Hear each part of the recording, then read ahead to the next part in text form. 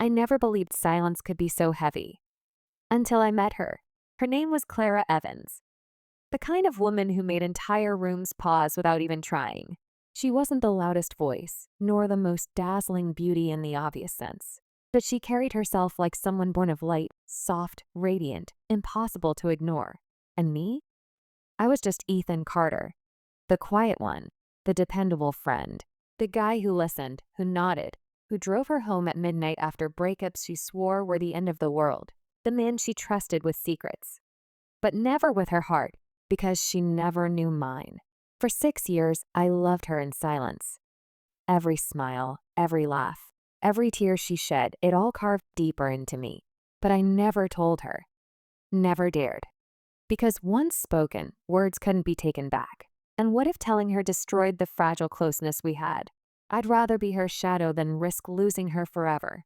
But shadows grow heavy. And that weight began to crack me slowly. It was autumn when fate first stirred against my silence. Clara had just ended another relationship, a whirlwind with a man named Adam Pierce. Smooth-talking, sharp-suited, the kind of man who treated romance like a temporary lease. I remember her calling me that night. Her voice cracked small. "Ethan, are you awake?" I was always awake for her. "Yes." "Do you want me to come over?" She hesitated, then whispered, "Please."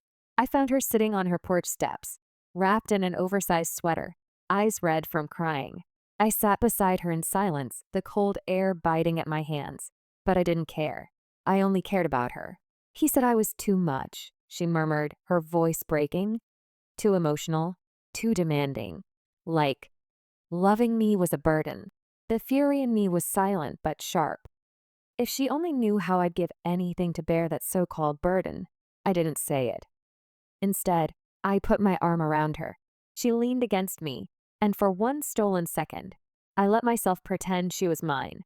Days passed. Then weeks. She healed, at least on the outside, and I returned to my role. The friend, the listener, the secret lover in shadows. But fate is merciless. And fate rarely lets secrets sleep forever. It happened at a party. A mutual friend's birthday. Music pulsed, people laughed, and Clara was dazzling under fairy lights in a midnight blue dress. I stood in a corner, drink in hand, forcing myself not to stare too long. But then Adam showed up. Drunk, bitter, loud. He cornered her near the bar, his voice too sharp, his grip too tight on her wrist. I froze for a second. My heart thundered, and then I moved. "Let her go," I said, my voice low but steady. Adam sneered. "Stay out of this, Carter. Everyone knows you're just her puppy dog." The words sliced through me, and Clara's shocked eyes burned on me, wide, questioning. But I didn't step back. I shoved Adam's hand off her wrist, pulling her behind me. I said, "Let her go." For a moment, Adam squared his shoulders like he'd fight, but something in my eyes must have warned him. He spat curses and stormed out. The room buzzed, whispers flying. But all I felt was Clara's trembling hand clutching my arm. "Ethan," she whispered, voice fragile. "Why? Why would you do that?" And in that charged silence, my secret teetered on the edge. Words clawed at my throat, 3 words that had lived there for years. "Because I love you." But I didn't say them. Not yet. Instead, I muttered, "Because you deserve better." Later that night, as I walked her home, the air was thick with unspoken things. She stopped outside her apartment, her eyes searching mine like she was seeing me differently for the first time. "Ethan," she began, but her voice faltered. I forced a smile. "Get some rest, Clara. I'll see you tomorrow." And I left before the truth escaped me. But fate wasn't done. The very next week, Clara disappeared. I got the call late one night, her sister panicked, frantic. "She never came home, Ethan. She's not answering her phone." Fear strangled me. My hands shook as I grabbed my keys, my heart slamming against my ribs. Clara wasn't reckless. She wasn't careless. Something was wrong. Terribly wrong. I drove into the night, retracing everywhere she might have gone. The city blurred in headlights and neon. But all I saw was her face. All I heard was her laugh. All I felt was the crushing terror that my silence might mean I'd never get another chance to tell her the truth. And then at 2:14 a.m., I found her car, parked crookedly by the edge of an abandoned lot. Her phone lay shattered on the ground, but she wasn't there. The night swallowed me whole. And in that darkness, one truth burned mercilessly inside me. If I ever saw Clara again, I would no longer stay silent. Clara has vanished without a trace. And Ethan's silence may have cost him the chance to confess his love. The night Clara disappeared changed everything. For 6 years, silence had been my prison. But in those first desperate hours of searching, silence became my enemy. Every moment I hadn't spoken, every time I'd buried my feelings, all of it weighed like chains around my chest. If she was gone, if something had happened to her, I would never forgive myself. I called her phone again, straight to voicemail. I searched the streets, the alleys, the empty sidewalks. Nothing. Just the wind whipping around me and the hollow echo of her name leaving my lips. By dawn, I was in the police station, filing a missing persons report. They asked routine questions, where she'd been, who she'd last spoken to. My mind reeled. I remembered the confrontation with Adam at the party, the venom in his eyes, the way he'd spat my name like a curse. Could he have? The officer scribbled notes, his expression neutral but slightly impatient. To them, Clara was just another young woman who hadn't come home. To me, she was my entire world, slipping through my fingers like smoke. 2 days passed. 2 days of hell. No word. No clue. Her sister called me every hour, sobbing. Friends posted online, pleading for help. The city buzzed with rumors. And then, on the third night, my phone rang. Unknown number. I answered on the first ring. Hello? Clara? Silence. Then breathing. Heavy. Deliberate. And then a voice. Low. Mocking. You think you can protect her, Carter? My stomach turned to ice. Who is this? Where's Clara? A chuckle. A cruel pause. She's learning the price of lies. The line went dead. I stared at the phone, my hands shaking violently. That voice. I didn't know it for certain. But in my gut, I felt the answer. Adam. I didn't wait for police procedure. I couldn't. I knew Adam's patterns, the bars he haunted, the people he bragged to when drunk. I hunted him across the city like a man possessed. On the 5th night, I found him. A dive bar downtown, half empty, neon lights flickering. He sat with 2 friends, a glass in his hand, his laughter too loud. I stormed up to him before I could second-guess myself. Where is she? His grin froze, then widened with false innocence. Ethan Carter, the loyal puppy. Still chasing your bone, I see. My fist connected with his jaw before I even realized I'd swung. His friends scrambled, shoving me back, chairs crashing. The bartender yelled, but I didn't care. Where ISSHE? I roared, my voice raw, my vision red. Adam spat blood, his smirk never fading. Careful, Carter. People might think you care about her. More than a friend should. The words hit harder than any punch.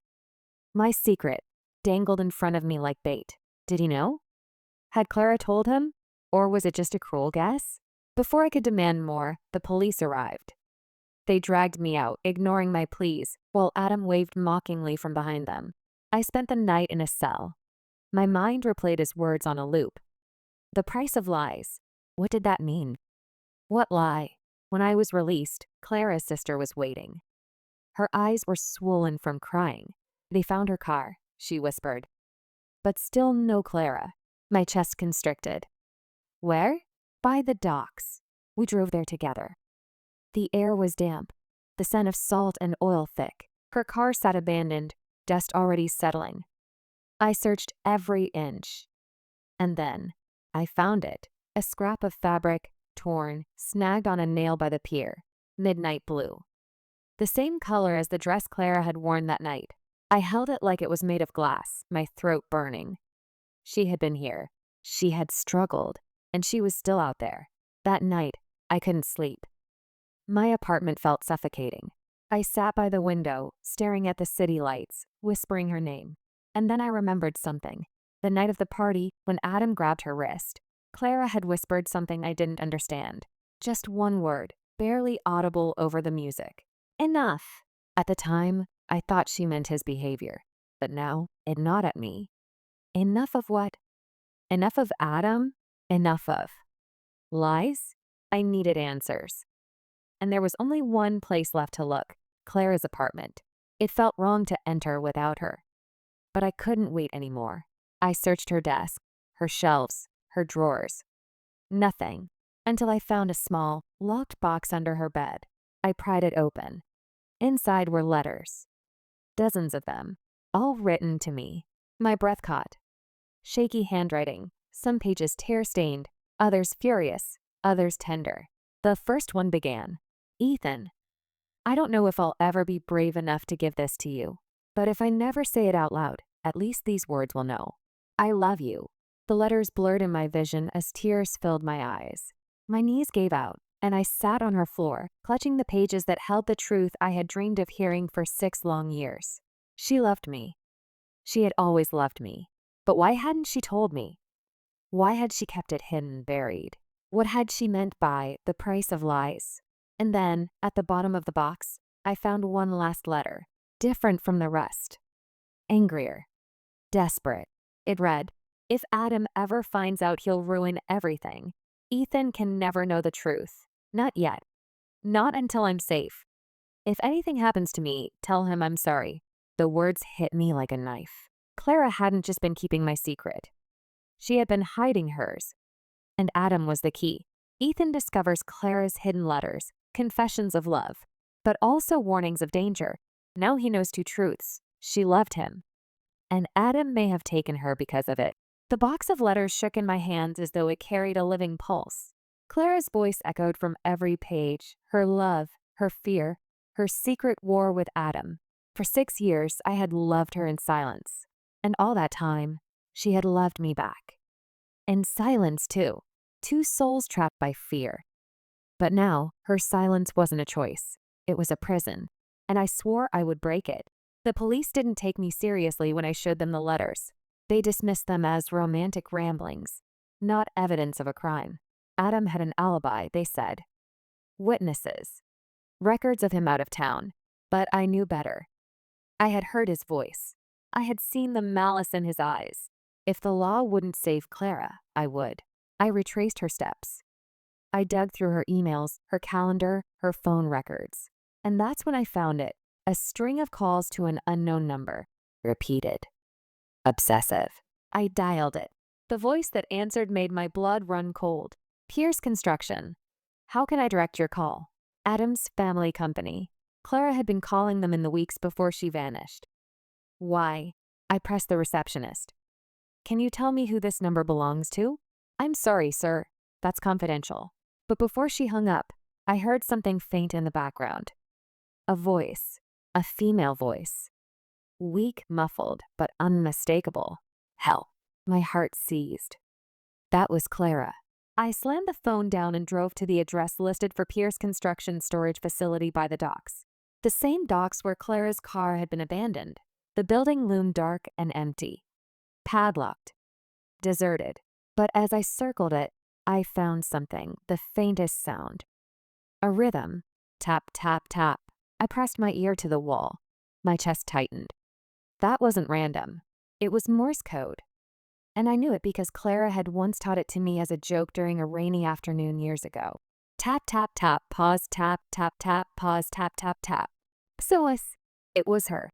She was inside. I tried the lock. No good. I tried the back door. Nothing. My mind spun. I couldn't go to the police. They'd demand warrants, paperwork, time Clara didn't have. So I did what I had to. I broke the lock with a crowbar I found near a dumpster. Inside, the air was damp, the smell of oil and rust thick. My footsteps echoed. I followed the sound of tapping, deeper and deeper, until I reached a steel door. Behind it, faint and trembling, came her voice. Ethan? My throat closed. Tears stung my eyes. Clara, I'm here. Please, she sobbed. Get me out. I tried the door. It was bolted from the outside. My hands fumbled, my strength failing, until finally the bolt gave way. The door creaked open. And there she was, Clara. Her wrists tied, her hair tangled, her dress torn. But her eyes, those eyes, lit up when they saw me. Ethan, she whispered, collapsing into my arms. For the first time in my life, I didn't hide. I didn't hesitate. I pressed my forehead to hers and said the words I had buried for 6 long years. I love you. Her breath hitched. A sob escaped her, and then she whispered back, broken but fierce, I love you too. The world shattered and rebuilt itself in that moment, but fate wasn't done with us, because a voice cut through the silence. Well, isn't that touching? I spun, and there he was, Adam, smirking in the doorway, a pistol glinting in his hand. Clara's scream echoed in the warehouse. My body moved instinctively, shielding her. Let her go, Pierce, I growled. He laughed. You think this is about her? You think I care that she dumped me? No. This is about humiliation. About you stealing what's mine, making me look like a fool. She was never yours. I spat. His grin twisted. Then neither of you will have her. He raised the gun. Time slowed. My mind screamed. Clara clung to me, trembling. For 6 years, I had done nothing but stay silent. But not tonight. Tonight, I would fight. I lunged at him. The gun went off. The sound deafening, the flash blinding. Pain seared across my shoulder as the bullet grazed me. I slammed into him, knocking the pistol away. It clattered across the floor. We fought. Fists, rage, desperation. He was stronger, fueled by hate, but I was fueled by love. Every punch was for Clara. Every strike was for the years of silence. Finally, with a roar, I drove him into the wall. His head cracked against the concrete, and he collapsed, unconscious. The gun lay between us. I stared at it, chest heaving, blood soaking my shirt.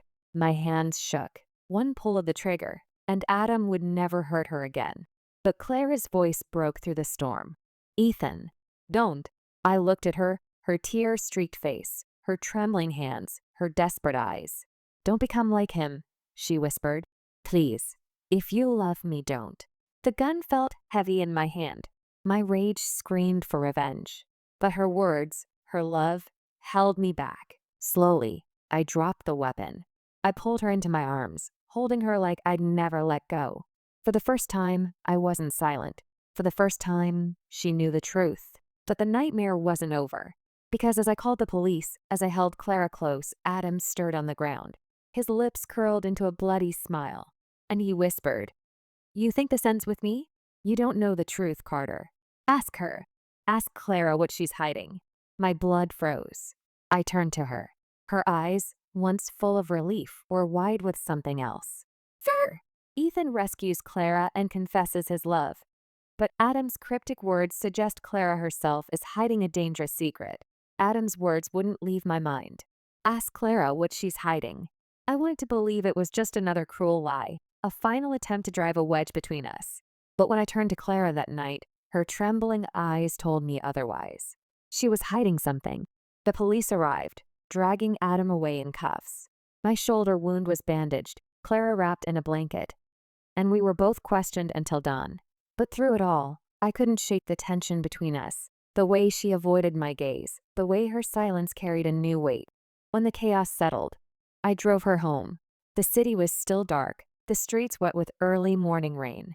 Inside her apartment, everything looked untouched, normal, like she hadn't been missing, like she hadn't been chained in a warehouse for days. I turned to her. Clara, what was he talking about? She froze, clutching the blanket tighter around herself. Ethan, please not now. I stepped closer. My voice cracked. I almost lost you. I fought for you. I bled for you. Don't shut me out now. Tears welled in her eyes. She whispered, You don't understand. Then make me understand. I said, my hands trembling, because if there's something between us, if there's something that could hurt you, don't you think I deserve to know? She broke. Her body shook as she sank onto the couch, burying her face in her hands. It's not just Adam, she whispered. It's bigger. So much bigger. She told me everything. Months ago, Clara had discovered shady dealings within Pierce Construction. Fraud, illegal contracts, money funneled into offshore accounts. She'd stumbled on it by accident through a mutual friend who worked there. She wanted to expose it. But before she could act, Adam found out.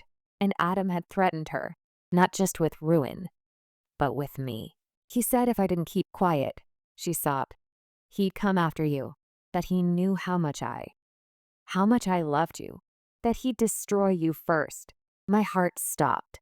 My silence, my cowardice, had blinded me to the fact that she had been silent too, not out of fear of rejection, but to protect me.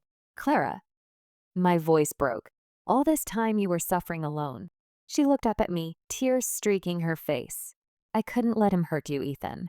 I thought if I just endured it, if I just stayed quiet, maybe it would all go away. I pulled her into my arms, my chest aching. You don't have to be quiet anymore. Neither of us do. For the first time, the silence between us wasn't empty. It was full of promises, of truths finally spoken. But Adam's arrest didn't end things. The next morning, the news exploded. Pierce Construction Air arrested in abduction scandal. Adam's face was plastered everywhere. Yet buried beneath the headlines were whispers. Rumors that Adam wasn't acting alone, that there were others in his family who wanted Clara silenced. Her phone buzzed with anonymous threats. Notes appeared under her door. We weren't safe. So I made a decision. We go public, I told her firmly. We take the letters, the evidence, everything, and we expose them. If we hide, they win. If we speak, the truth protects us. Her eyes widened with fear. Ethan, they'll come after us. They already did, I said. But together, they can't silence us.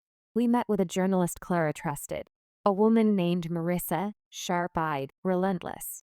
She listened to our story, pored over the documents Clara had hidden, and nodded. This isn't just a scandal, Marissa said.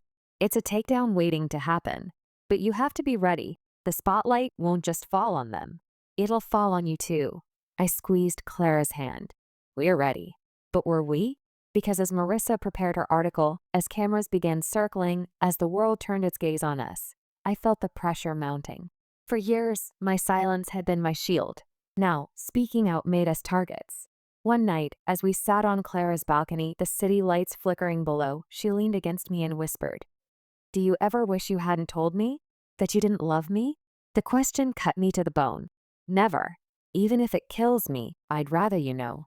She smiled faintly, tears in her eyes. That's all I ever wanted. We kissed then, gentle, desperate, sealing years of unspoken longing. For a moment, the danger melted away. It was just us bathed in moonlight, finally free of silence.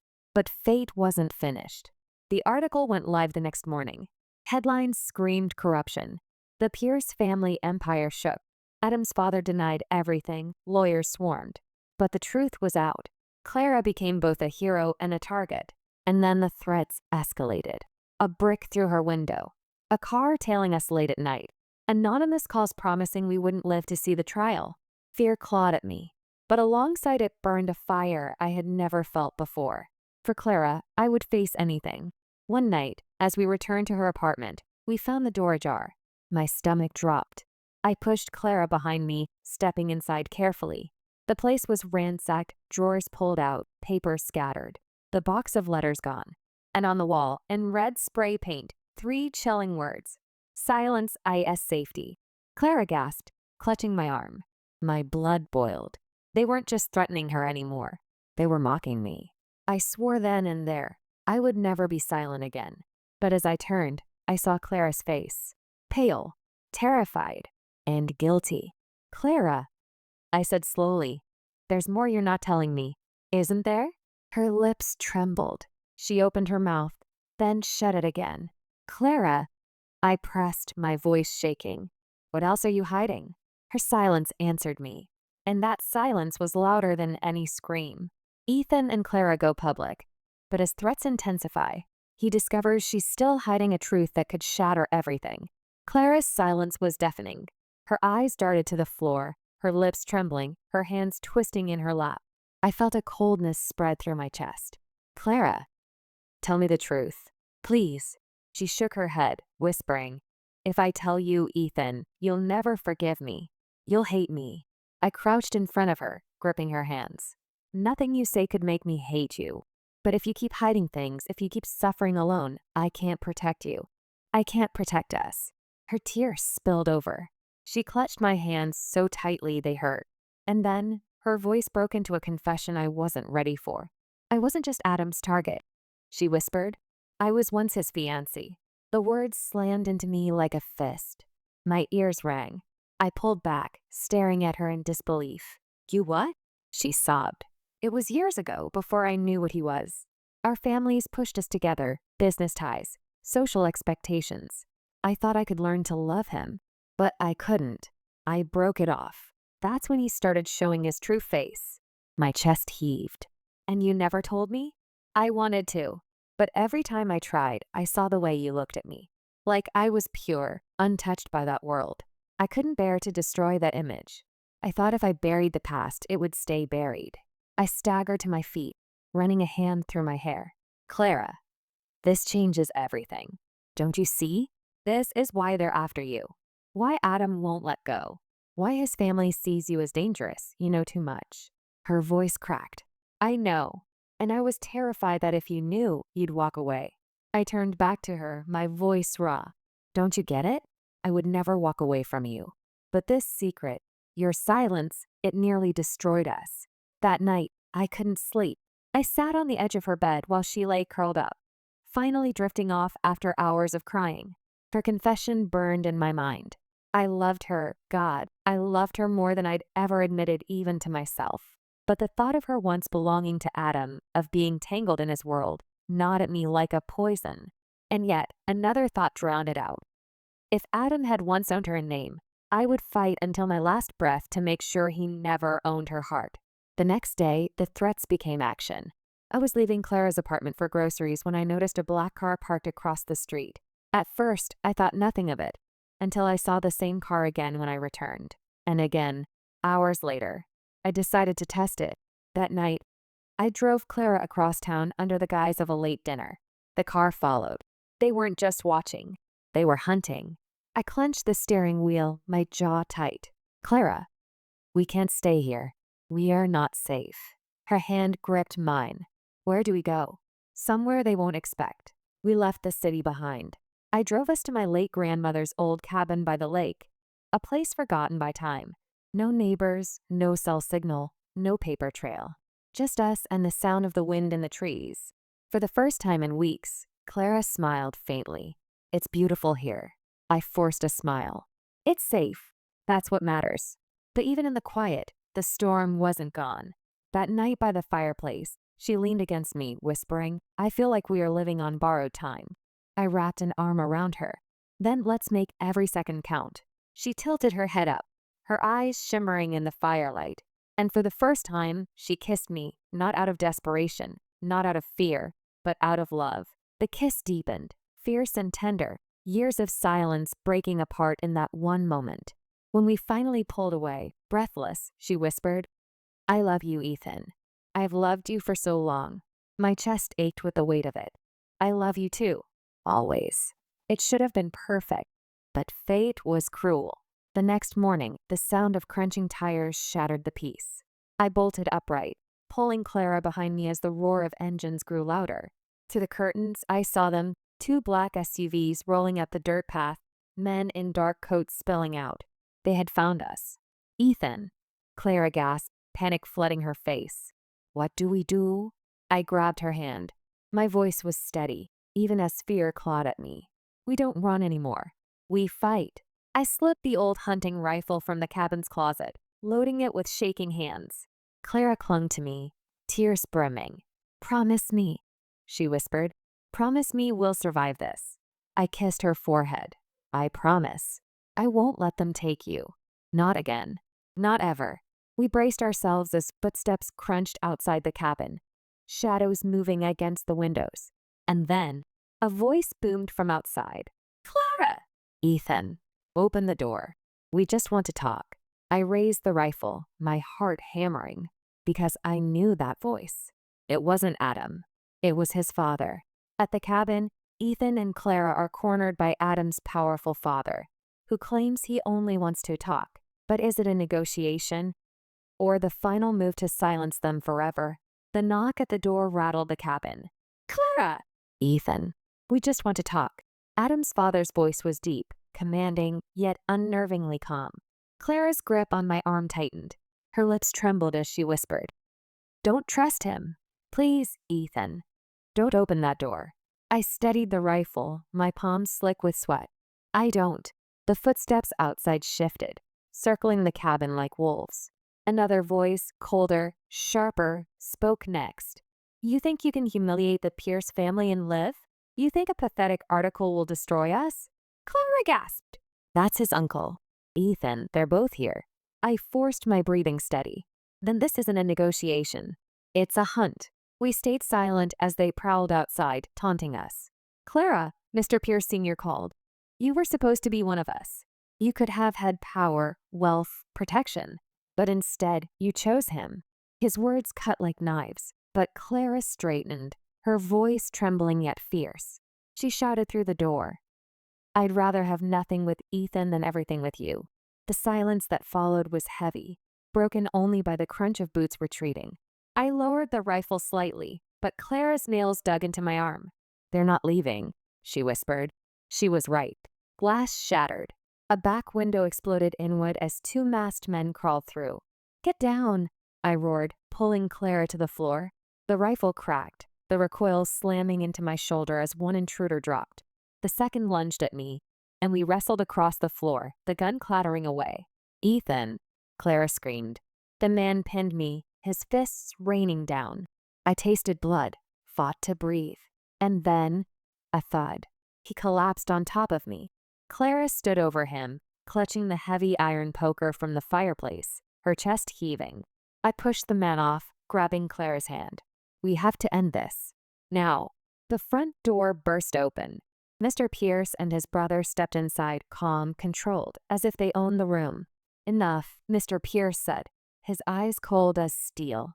You've caused enough damage. Hand over Clara, and we'll let you live. I stood, chest heaving, fists clenched. You'll never touch her again. Mr. Pierce's lips curled into a cruel smile. You think love will save you? Love makes you weak. It made Adam reckless, and now it will bury you both. His brother raised a gun. Clara screamed. I threw myself in front of her, bracing for the shot, but it never came. A deafening bang echoed. The brother staggered back, clutching his chest, and collapsed. Mr. Pierce froze, shock flashing across his face. Behind him, the doorway filled with police. Drop the weapon, an officer barked. Mr. Pierce snarled but slowly raised his hands. Clara's knees buckled. I caught her as she sobbed, trembling in my arms. The officers swarmed, dragging Mr. Pierce out in handcuffs. One paused, nodding toward us. We've been tracking them since Adam's arrest. Your journalist friend tipped us off about the threats. You're safe now. Safe. The word felt foreign, unreal. As the police cleared the cabin, I sank to the floor with Clara in my arms. She buried her face in my chest, whispering through tears. It's over, it's really over. I kissed her hair, my own tears spilling freely. Yes, it's over. Weeks passed. The Pierces fell, one by one. Corruption charges, fraud, conspiracy. The empire crumbled in public disgrace. Adam's name became a cautionary tale. His father rotted in jail. The threats stopped. And through it all, Clara and I stood together, no longer bound by silence. One evening, as the sun set over the lake, Clara turned to me. Do you regret it? Confessing getting dragged into all of this? I kept her face, gazing into the eyes I had loved in secret for so long. The only thing I regret is not telling you sooner.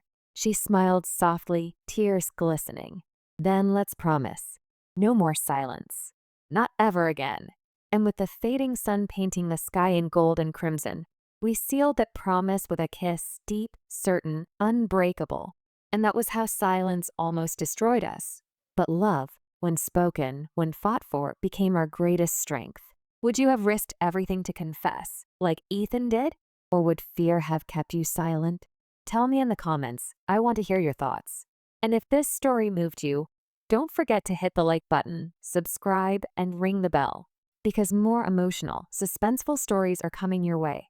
Until next time, remember, sometimes silence is the loudest betrayal of all.